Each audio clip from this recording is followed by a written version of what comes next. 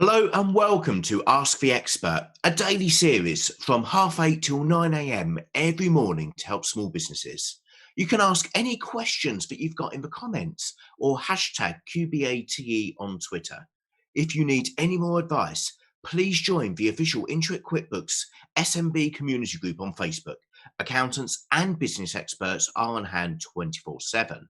So now we've got the intro out of the way. Please allow me to introduce myself. So I'm Carl Reeder, and thank you so much for joining us. If the technology allows as well, we might have a fun poll coming up as well during the session. So stay tuned because I'd love to hear your thoughts on it. So first of all, let's start with who is Carl. And I think the best way to describe myself, despite the flashy images that Intuit have put out there, is but I've been an accidental accountant and then in turn an accidental business owner. I fell into my first career at the age of 16, not really knowing what I was going to do. Fast forward a little way, and I ended up buying out the business that I was involved in. I've been involved in investing in businesses. I've started businesses. I've been involved in exiting businesses, and I've advised thousands of businesses along the way as well. So you can truly say that I've been on all sides of the table. I've also had the immense pleasure of writing 3 business books. My first two, The Startup Coach and The Franchising Handbook, are available at all good bookstores and on Amazon. And my next one, Boss It, is due for launch in October. It's been launched in the UK on 3rd of October, US and rest of world, the global release on the 27th of October. So please do get your Amazon pre-order in. I would really appreciate it. And in that book, what I've done is really shared the stuff that I've learned along the way. And it's not just anecdotal experiences. It's certainly not a biography, but it's actually the actionable tools about the stuff I've learned. And within it, I talk about my dream plan, do review process. I've also written a very last minute chapter about how businesses can pivot and adapt after coronavirus. Because, clearly that's very relevant and ensuring that we focus on restarting, rebuilding, and flourishing. And you will see, if you're watching this now on the live stream, that we've got a poll. The poll is live. The technology gods are there to help us. So what I would like you to answer is the question, have you pivoted your business during COVID-19? So that was great timing. I have to thank the Intuit gang for getting that up at just the right time. So within the book, I talk about the restart, rebuild, and flourish. I talk about dream, plan, do, review. But I find that books are an amazing, a fantastic way of getting into the mind and into the psyche of the person who's written it. So the best way, for example, to spend 5 hours with Phil Knight, who was the founder of Nike, or Richard Branson, is to read their books. It's the only opportunity that you would get to sit there and really absorb the story and the knowledge and the experiences that they've had along the way. And that brings me very nicely to a question that was raised as I was promoting this episode. So your questions that you send at the moment will get curated and sent over. However, we had one submitted very early from a guy called Paul Rosser. So Paul, thank you so much for the question and the inspiration on this, which I promised you that I would think about it, but actually I'm going to answer it off the top of my head. And Paul asked if I could ask an experienced business owner any question. What question would I recommend? What question would I ask? And I felt that that was a really powerful question because whilst you might deem that I'm an experienced business owner, having been in business for 20 odd years, building a multi-million business, I see no reason why I shouldn't be asking that question of my peers and of those who've done better than me. So it was a question that just got my creative juices flowing, and I really enjoyed such a big picture question. And my thinking on it is that the questions that I believe are most powerful are the simple questions. So if I was advising somebody about what questions they should ask an experienced business owner, it would all be around the what, the how, and the why. What did they do? How did they do it? And why did they do it? Those three questions together are extremely powerful. So, what did you do? That gives you the story, that gives you the understanding of what the entrepreneur, what the business owner, what the whoever it is you're speaking to, what steps did they take? Now, it's all well and good understanding what steps somebody takes. But if you don't then understand the how they did it, how did they get into the position to take those steps? How did they raise the funds? How did they launch the product, etc.? It's impossible. The what is, for example, if we look at a chef, the what is the product that they serve.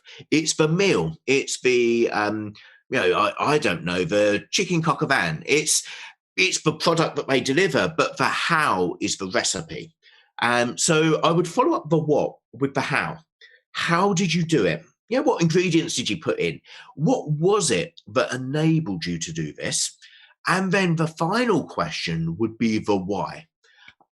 So I would look at the what, I'd look at the how, then the why. What is it that motivated them? What is it that driven them? And what is it that continues to motivate them, that continues to drive them? And with those three questions, I think that it will be an eye opener for anyone. Now, I did, whilst I didn't think about the specifics of the answer to this, I'm thinking now about the questions that I asked experienced business owners as I was developing in business, and I just acted like a sponge and tried to soak up knowledge from them. I remember dearly speaking to some martial arts instructors who had built some very big businesses, national chains, and the way that they had done it was quite remarkable. But what I really learned from them was about their personal development and how they improved themselves to then improve their business. And I guess it would be remiss of me not to answer those three questions myself: the what, the how, and the why. So what did I do? If we look at the core business of D&T, what did I do to make D&T a success? We identified a core market that we could focus on, and we focused relentlessly on our niche. We focused on our stakeholders in the business, which we referred to as our 5 stars. So we put the team right at the top of our star. We then focused on our paying customers and the markets that we served. So the market was franchising. The paying customers were clearly those who paid us their checks. And then we focused on our community and our industry, the finance world. So we focused on that. We made sure that we came up with something that was absolutely game-changing for that world that no one else can replicate.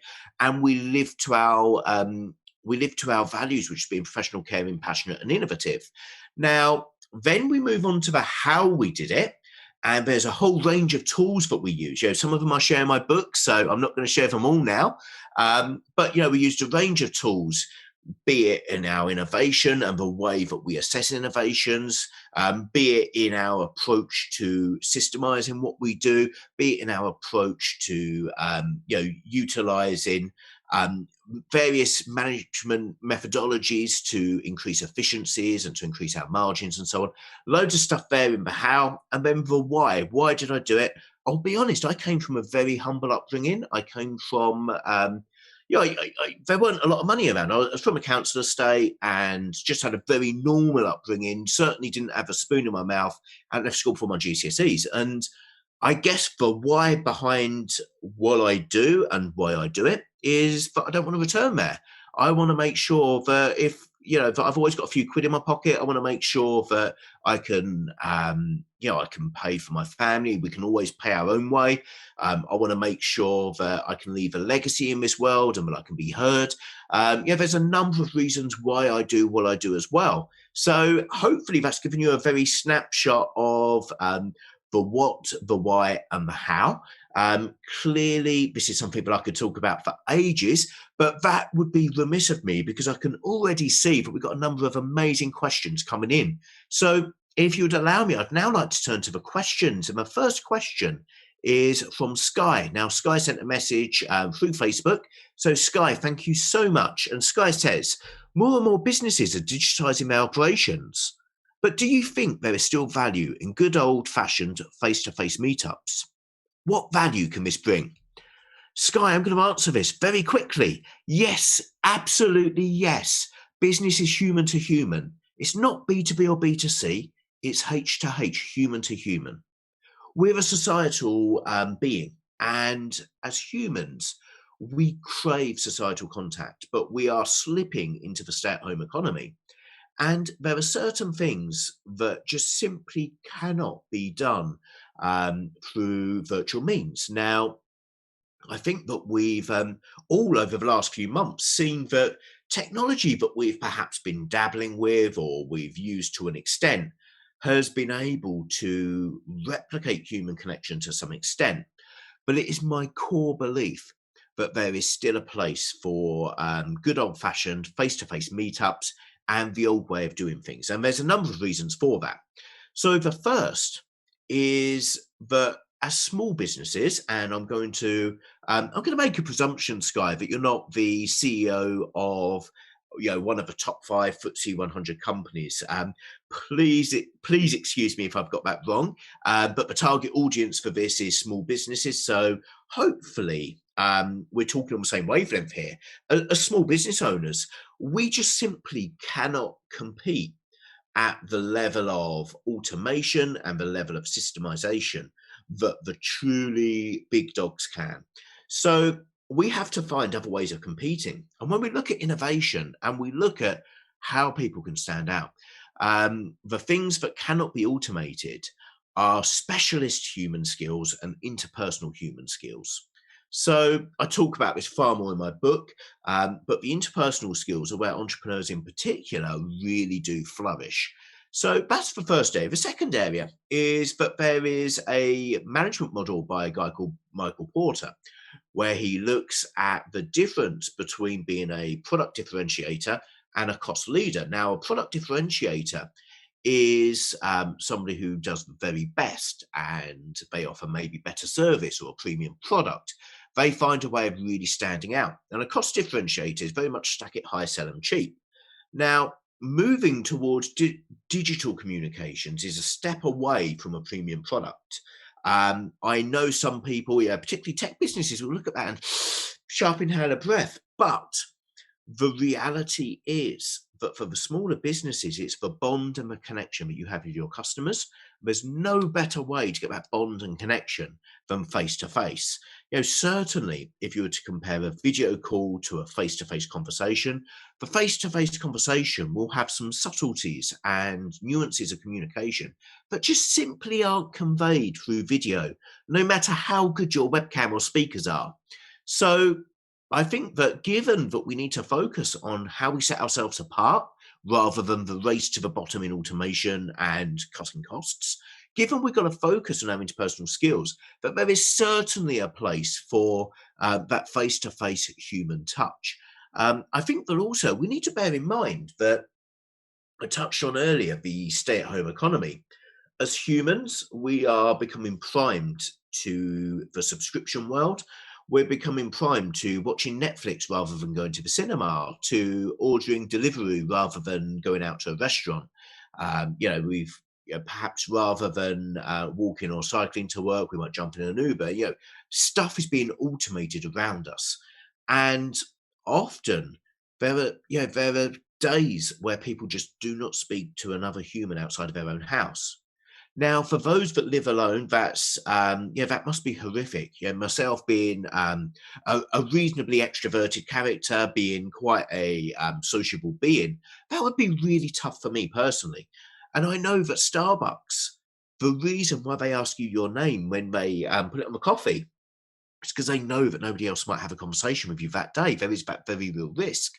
So look, anything that we can do as a business to truly engage with our customer beyond superficial contact, beyond mass mailed emails, beyond hiding behind a keyboard or a webcam, I think is to be embraced and encouraged. So I think there is huge value to be had, both with our existing customers, networking, finding new customers. So Sky, thank you so much for that question. And be out there, see people, enjoy it, and have fun while doing business as well. Our next question is coming through Instagram DM. So Suzanne, thank you so much for sending this in. And Suzanne asks if I have any experience with crowdfunding a business idea. Um, she's wondering when somebody knows that a business idea is good enough where people will invest. I have some experience, and I actually investigated crowdfunding for one of the businesses that I founded as an opportunity for fundraise, but also as a opportunity to attract both investors and buyers at the same time. And I think that that's the key thing with crowdfunding. So for those who are not aware of crowdfunding, and I'm sure most of you will know of crowdfunding, have heard of it. There's two types of crowdfunding. You've got equity-backed crowdfunding, where you go to the crowd to invest in shares in your business, and there's reward-based crowdfunding, where you fill up your order book before you've started trading. So you sell your products and then pay for it to be developed. Yeah, that's very broadly the two, and there are sometimes hybrids of the two. Now, it's with crowdfunding, there's a few risks. And the risks I feel ethically obliged to share. And the risks are pretty much on the investor perspective, that it's an unregulated market. Pretty much anybody can tick the box and invest. And there are a number of zombie companies that are actually valued quite high on a crowdfunding site, but are no longer trading. And again, I can say this not from my founder perspective where I looked into it, but as an investor. I've been on the other side and invested in. I've invested in a few businesses to understand the mechanisms behind crowdfunding, and I've lost a few quid. Even the business that I thought was great was actually it was the subject of of an investigative journalist in the Times in the end. So there are some very real risks to crowdfunding from the investor side. So investors are doing due diligence and the platforms are doing due diligence. Now, realistically, what happens with crowdfunding, and this is my personal opinion, is there's a couple of factors that determine the success of a crowdfunding campaign. The first one is the early traction. And the early traction comes down to having outside investors pre-committed. So if you're raising, let's say, £300,000, most crowdfunding platforms need you to have already raised a certain amount of that. And actually, when you go live, really, you want about 60% already committed and then put through the platform to show traction, because it's a bit like, yeah, these sites are a bit like Google. They prioritize the ones that are getting traction, the ones that they feel will be attractive. The second thing with crowdfunding is that it all comes down to the pitch and presentation and appealing to investor appetite. And investor appetite is very rarely logical. So investors tend to make decisions in the same way we all do, but they invest emotionally, they buy emotionally, but then they justify the emotion with logics afterwards. So the investment, the commitment, will actually come about through wanting to do something, wanting to make a difference in the world, wanting to be on a new trend, but then they will back it up with the logics of your plan and so on. So it's really important that you have a polished pitch that explains exactly what you're doing, why you're doing it, and how you do it. Then and only then you need to then focus on what will make the investor commit logically, what will justify the investment for them, making sure that you've got a decent investor pitch and so on. You need to make sure that it's all packaged up. Now, whilst crowdfunding is seen as possibly a relatively easy way to raise funds, I would approach that with caution, because crowdfunding can also potentially jeopardize future investment rounds if there's not one lead investor. So you need to be really careful what you do and not look at it as the easy way out of raising funding. So Suzanne, I hope that helps you. I'm going to move on to Tara's question. So Tara has sent a question in from Facebook. Do I think the mindset of an entrepreneur is different compared to 10 years ago? Tara's interested to see what type of individual it takes to go self-employed today compared to in the past. Yes, I do, but no, I don't. And I don't want to get splinters by sitting on the fence with this one. But I think there has been a shift, and I actually I do talk about this at some length in my new book. I think there's been a shift in that entrepreneurialism is seen as the the fashionable thing to do. It's seen far more legitimately than it has been before. And I think that there's been a change whereby previously business owners have generally, this is very much generalization, been more likely to be accidental business owners. So that is, it's a family business that's been passed on to them, or they've been a long-serving employee that's been promoted, or similar. It's kind of something that's happened to them rather than happened intentionally. Now, I think nowadays there are kids going through school and they're seeing perhaps Gary Vaynerchuk or other motivational social media stars talking about entrepreneurialism, and they aspire to that lifestyle. Maybe they're seeing the pictures of the Lamborghinis and so on. So I think that there's a difference in aspiration. I wouldn't say it's 10 years. I think there's a bigger gap than that. However, the fundamentals are still the same. I think that there are still a vast proportion of the self-employed are not what you would call the traditional entrepreneur. They're not what you would call, the Richard Bransons of this world. They are just people who wanted to do their own thing. They are just normal people like you or I, Tara, who decided that they don't want to work for their boss anymore. And, they either want to earn a few quid more, or they want to take Fridays off, or they want to have the choice and the control over what they do. They want to control their time, their income, or their life. It is a myth that entrepreneurs are entrepreneurs by design, I believe. I think that there is a few.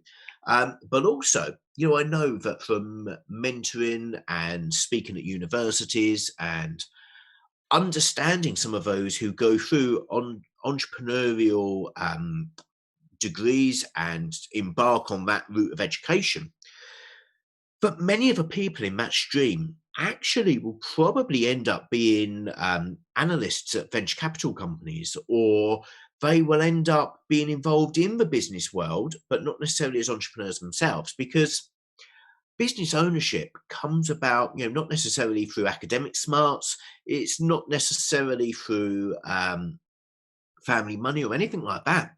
It's something that happens, and that hasn't changed. That's always been the case. So that feels like a really long-winded way of answering your question. So do I think the mindset has changed? No, because I think we put entrepreneur up there for some reason. We put it as something to aspire to, as something to be, but actually business owners are like you and I, Tara. I don't know you, Tara, but I can imagine that we're probably fairly similar. We're just normal people who do what we do, and it almost happens to us. There's been a shift of how people come into it, but I don't believe that it takes a different type of individual. Business ownership takes all sorts. So Tara, thank you so much for that. Jackson, thank you so much for your Twitter message. Jackson has asked if I've got any good advice when it comes to increasing product mix to help. As Jackson's gratefully allowed to open his business back up again. He's an independent camera shop. So Jackson, been a tough time for us all, and especially for those in retail, food and beverage and so on. I empathise with you dearly. I do feel fortunate that most of my businesses were able to keep running. Clearly my speaking had to stop, but I can't even pretend to have gone through the pain that you have. So thank you so much on behalf of UK PLC for reopening and looking at where you're going with this. It's admirable, and you really should be proud of what you're doing. So Jackson, when it comes to increasing product mix, look, I think that the one way that retailers are going to stand out against the Amazons of this world, against Jessop's online offering, against any commoditized stack it high, sell it cheap service, is by the value that you can add. So whilst product mix and diversification is important, and it's important to have a range of product, you don't want to be left with dead stock. And that's a very tricky balance as an independent retailer to understand what you should hold and what you shouldn't hold, and what's going to shift and what isn't. The important thing, Jackson, is to have stuff that you are passionate about, that you care about, that you are knowledgeable about. Because look, if a photographer can go into your shop and get advice from you, that's something that Amazon can never offer. And I think that, I know I'm gonna hark back to something myself. yeah, there was an independent clothes shop where I bought a pair of jeans. And yes, I paid probably 50 quid more for them than I could have got them online. I probably could have got 50, 60% off by shopping around. But you know what? They're able to tell me this is your body type and you want this brand of jeans. This is the shape that you should be going for. And just that bit of advice really helped me make an informed purchase. Now, I'm not a photographer myself, so I don't know the ins and outs of the language that your customers will speak. But I'm sure that there's ways that you can advise your customers and truly help turn it from a purchasing process to a buying experience. So product mix is important, and listen to your customers. That will give you the best indication of how to increase your product mix, by getting the feedback from them of what they want. However, I would suggest that the number one thing that you need to be majoring on is creating that buyer experience, making sure that when your customers come in, you are the only place that they will buy from. They won't go anywhere else because of Jackson. Now, Scott, we got a Twitter message from you as well. Thank you so much. Scott says, how do you see the small business landscape developing over the next couple of months as businesses are allowed to get back to work? If you do have any advice, if a lockdown was to happen again. So I think that the business landscape is going to develop and we are potentially in for a rocky road. I mean, you've touched on the fact that lockdown might happen again. This is just my belief. So please don't take this as some kind of educated forecast. But my belief is that there will not be another national lockdown in the way that we've seen. However, there is a very real risk that there could be increased restrictions. There's a very real risk that there could be geographical lockdowns. There's a very real risk that we could be forced to stop trading again. So whilst I don't believe we'll see a blanket lockdown again unless things get really bad, I think that we are very likely to see other measures and we do need to be prepared for them. I think we need to combine that with the fact that the funding landscape is going to become so much more difficult as well. So CBILS and bounce back loans, if you haven't applied for them, apply for them yesterday. The schemes run out at the end of September. You need to make sure that you're well funded because the banks, love them or hate them, they're not likely to be lending too much afterwards. That's my belief. Secondly, we need to be thinking about the grants that are out there, about all of the opportunities that are out there. And I think that really we need to knuckle down, do what we can do, and make sure that we protect our businesses, make sure that you've got a cash flow plan in place and so on, and just be prepared for a rocky ride. If lockdown happens again, we can't control it. So focus on what we can control, but be mindful of the fact that it can happen. And I would like to wish you all the best with it. Now, I'm very conscious that we are coming up to the end here, and I've not been able to answer all of the questions that we've had come through today. It's been great to see all the questions come through. And I would like to just touch on the poll that we had. So we asked, has your business pivoted during COVID-19? So I would like to thank the Intuit QuickBooks team for running that live poll. 33% have pivoted, 67% haven't. So I'm actually relatively surprised to see that because certainly in my experience, we've had to pivot, but only slightly. We haven't pivoted massively, but we've had to adapt. But I've seen some fantastic examples of pivoting. So thank you so much for contributing to that poll. If there's any questions that you've got, please get in touch with the QuickBooks support team. So they can be reached through Facebook or you can reach out to me. So I'm easily found on social media at Carl Reader. You'll find me on all of the platforms, everything from Facebook and LinkedIn, right the way through to TikTok. So please reach out to me. And as mentioned, my new book, Boss It. Coming up on Ask the Expert on Monday is Aaron Patrick. Now, Aaron is head of accounts at Boffins, a UK Intuit QuickBooks certified trainer, and he's also the director of the Apple Group, a small family empire, which ensures that he practices what he preaches to all of his lovely clients. And he's talking about something that's vitally important. He's talking about the MTD changes, making tax digital. So if you don't know about it, you need to get to know about it. So tune in on Monday. Just a quick reminder, if you need any more advice, please join the official Intuit's QuickBooks SMB community group on Facebook. Accountants and business owners are on hand 24/7. Thank you and stay safe.